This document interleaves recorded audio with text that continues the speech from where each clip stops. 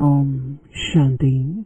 आज 16 जुलाई 2025 बाबा के महावाक्य है, मीठे बच्चे, जो सर्व की सदगति करने वाला जीवन मुक्ति दाता है, वह आपका बाप बना है। तुम उनकी संतान हो तो कितना नशा रहना चाहिए।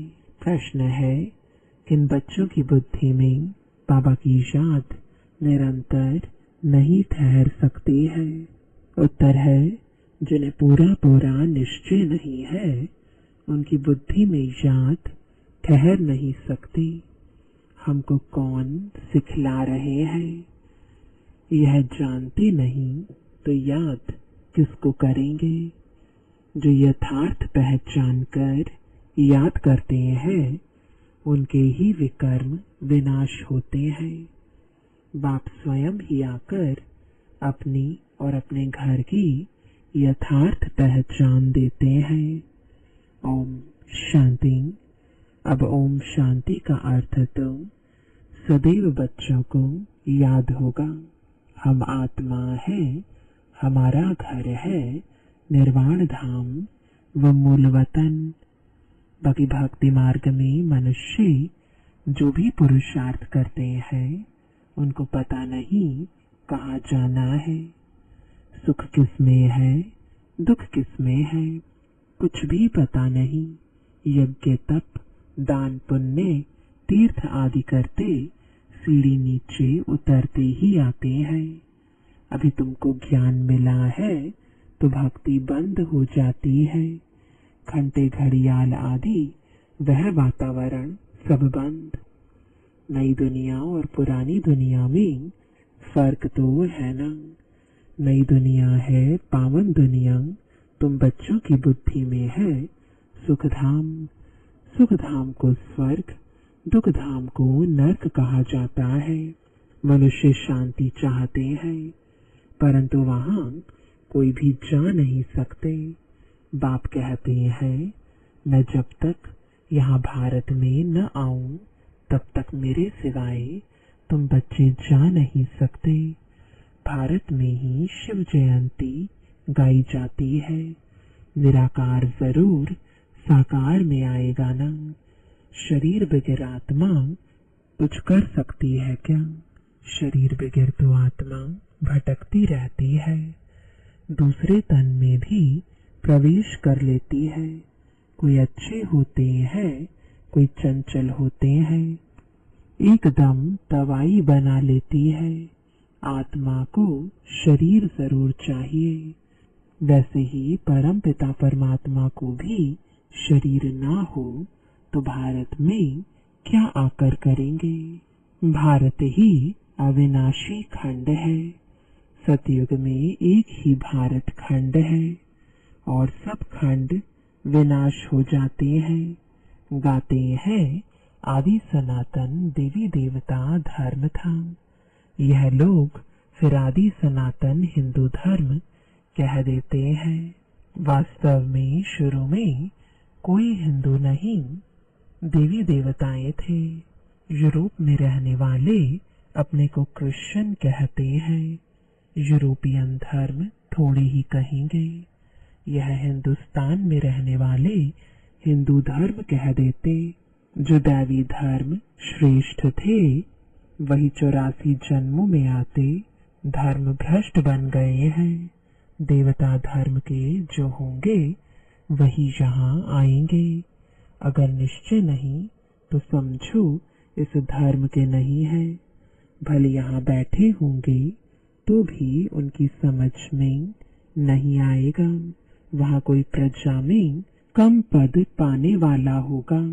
चाहते सब सुख शांति है, वह तो होता है सतयुग में।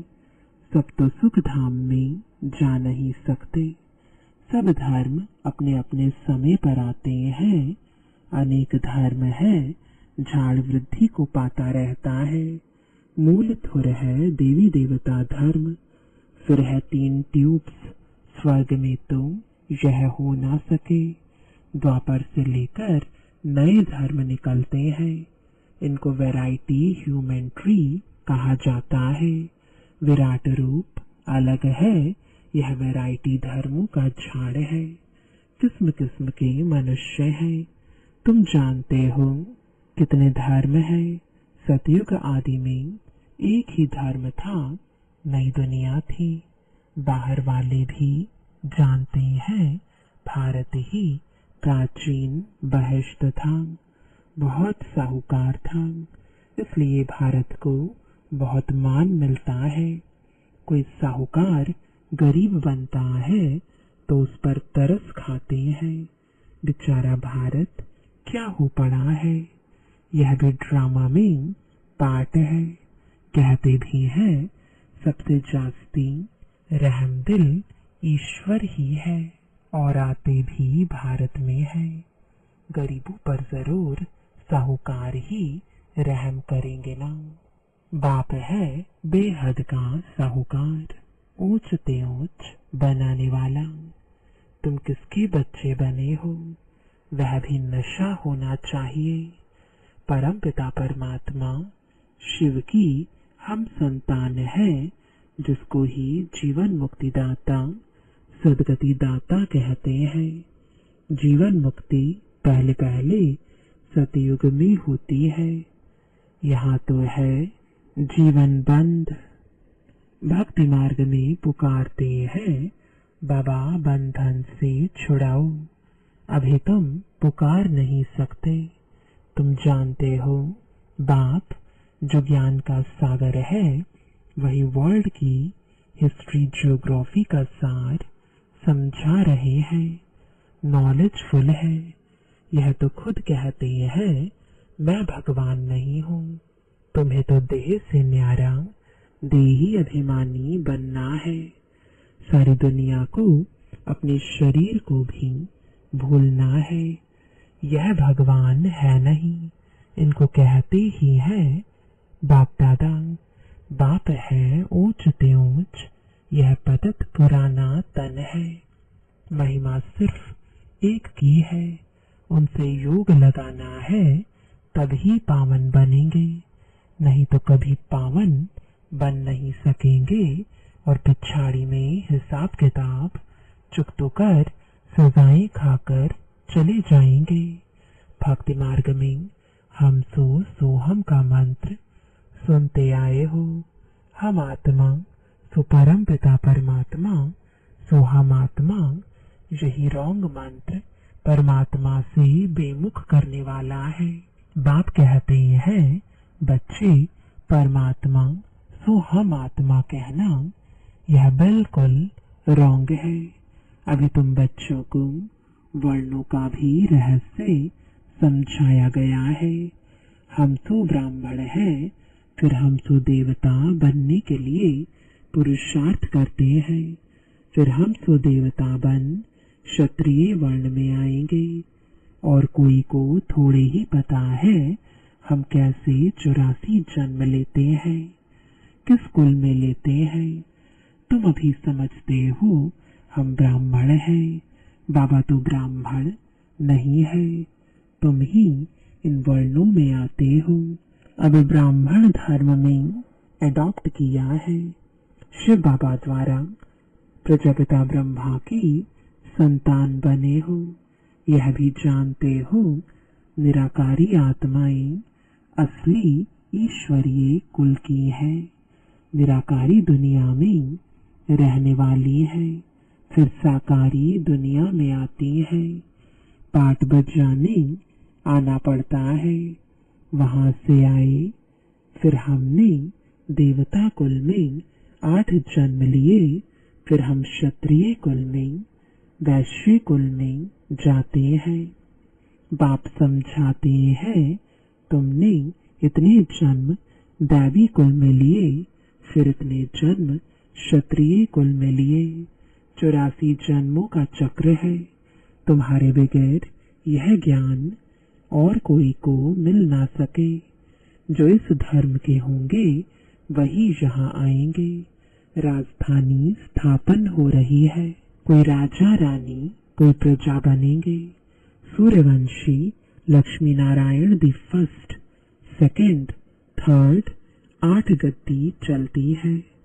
फिर क्षत्रिय धर्म में भी फर्स्ट, सेकंड, थर्ड ऐसे चलता है।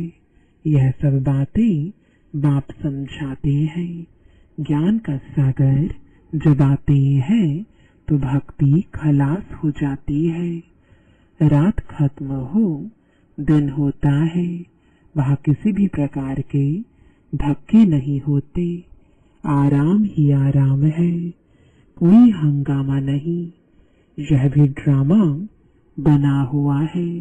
भक्ति कल्ट में ही बाप आते हैं। सबको वापस जरूर जाना है। फिर नंबरवार उतरते हैं। क्राइस्ट आएंगे तो फिर उनके धर्म वाले भी आते रहेंगे। अभी देखो कितने क्रिश्चियन हैं। क्राइस्ट हो गया क्रिश्चियन धर्म का बीज। इस देवी देवता धर्म का बीज है परमपिता परमात्मा शिव। तुम्हारा धर्म स्थापन करते हैं परमपिता परमात्मा। तुमको ब्राह्मण धर्म में किसने लाया? बाप ने एडॉप्ट किया तो उनसे छोटा ब्राह्मण धर्म हुआ। ब्राह्मणों की चोटी गाई जाती है। यह है निशानी चोटी। फिर नीचे आओ तो शरीर बढ़ता जाता है। यह सब बातें बाप ही बैठ समझाते हैं। जो बाप कल्याणकारी है वही आकर भारत का कल्याण करते हैं। सबसे अधिक कल्याण तो तुम बच्चों का ही करते हैं। तुम क्या से क्या बन जाते हो। तुम अमर लोक के मालिक बन जाते हो। अभी ही तुम काम पर विजय पाते हो। वहाँ काले मृत्यु होती नहीं, मरने के बाद नहीं। पकी चोला तो बदलेंगे ना। जैसे सर्प एक खाल उतार दूसरी लेते हैं, यहाँ भी तुम यह पुरानी खाल छोड़ नई दुनिया में नई खाल लेंगे। सतयुग को कहा जाता है गार्डन ऑफ फ्लावर्स। कभी कोई कुवचन वहाँ नहीं निकलता। यहाँ तो है ही कुसंग, माया का संग है ना। इसलिए इनका नाम ही है रौरव नर्क। जगह पुरानी होती है तो म्यूनिसिपैलिटी वाले पहले से ही खाली करा देते हैं। बाप भी कहते हैं जब पुरानी दुनिया होती है तब हम आते हैं।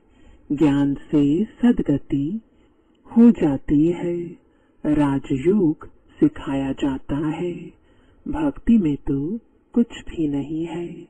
हाँ, जैसे दान पुण्य करते हैं तो अल्पकाल के लिए सुख मिलता है। राजाओं को भी सन्यासी लोग वैराग्य दिलाते हैं। यह तो कागविष्टा समान सुख है। अभी तुम बच्चों को बेहद का वैराग्य सिखाया जाता है। यह है ही पुरानी दुनिया। अब उस सुख धाम को याद करो। फिर वाया शांति धाम यहाँ आना है। दिलवाड़ा मंदिर में हूबहू तुम्हारा इस समय का यादगार है। नीचे तपस्या में बैठे हैं, ऊपर में है स्वर्ग। नहीं तो स्वर्ग कहाँ दिखाए। मनुष्य मरते हैं तो कहेंगे स्वर्ग पधारा। स्वर्ग को ऊपर में समझते हैं, परंतु ऊपर में कुछ है नहीं। भारत ही स्वर्ग, भारत ही नर्क बनता है। यह मंदिर पूरा यादगार है। यह मंदिर आदि सब बाद में बनते हैं। स्वर्ग में भक्ति होती नहीं, वहाँ तो सुख ही सुख है। बाप आकर सब राज समझाते हैं और सब आत्माओं के नाम बदलते हैं। शिव का नाम नहीं बदलता। उनका अपना शरीर है नहीं। शरीर बगैर पढ़ाएंगे कैसे। प्रेरणा की तो कोई बात ही नहीं। प्रेरणा का अर्थ है विचार। ऐसे नहीं ऊपर से प्रेरणा करेंगे और पहुंच जाएंगे। इसमें प्रेरणा की कोई बात नहीं। जिन बच्चों को बाप की पूरी पहचान नहीं, पूरा निश्चय नहीं, उनकी बुद्धि में याद भी ठहरेगी नहीं। हमको कौन सिखला रहे हैं, वह जानते नहीं तो याद किसको करेंगे। बाप की याद से ही तुम्हारे विकर्म विनाश होंगे। जो जन्म जन्मांतर लिंग को ही याद करते हैं, समझते हैं यह परमात्मा है, उनका यह चिन्ह है। वह है निराकार, साकार नहीं है। बाप कहते हैं मुझे भी प्रकृति का आधार लेना पड़ता है, नहीं तो तुमको सृष्टि चक्र का राज कैसे समझाऊं। यह है रूहानी नॉलेज। रूहों को ही यह नॉलेज मिलती है। यह नॉलेज एक बाप ही दे सकते हैं। पुनर्जन्म तो लेना ही है। सब एक्टर्स को पार्ट मिला हुआ है। निर्वाण में कोई भी जा नहीं सकता, मोक्ष को पा नहीं सकते। जो नंबर 1 विश्व के मालिक बनते हैं वही 84 जन्मों में आते हैं। चक्र जरूर लगाना है। मनुष्य समझते हैं मोक्ष मिलता है, कितने मत मतांतर हैं। वृद्धि को पाते ही रहते हैं, वापस कोई भी जाते नहीं। बाप ही 84 जन्मों की कहानी बताते हैं। तुम बच्चों को पढ़कर फिर पढ़ाना है। यह रूहानी नॉलेज तुम्हारे सिवाय और कोई दे ना सके। न शूद्र न देवताएं दे सकते। सतयुग में दुर्गति होती नहीं जो नॉलेज मिले। यह नॉलेज है ही सदगति के लिए। सदगति दाता, लिबरेटर, गाइड एक ही है। सिवाय याद की यात्रा के कोई भी पवित्र बन ना सके।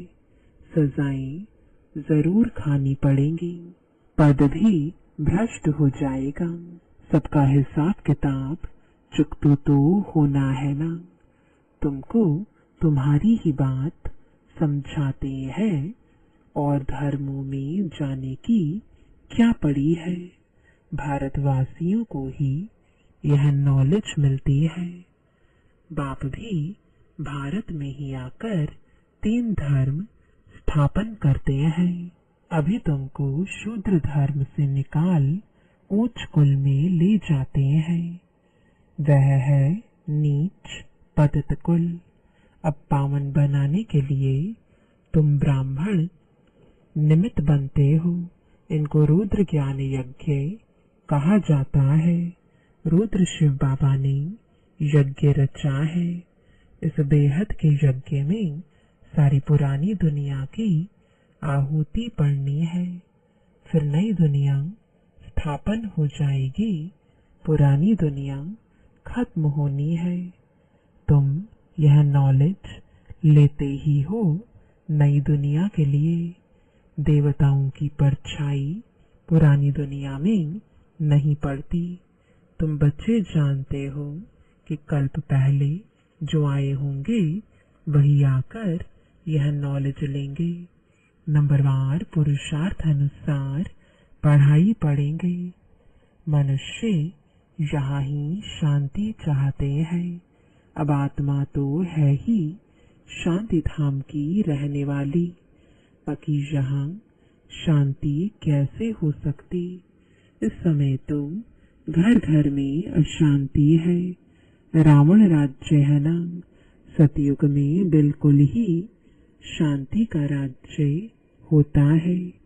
एक धर्म, एक भाषा होती है। अच्छा, मीठे मीठे सिकिलदे बच्चों प्रति माता पिता बाप दादा का याद प्यार और गुड मॉर्निंग।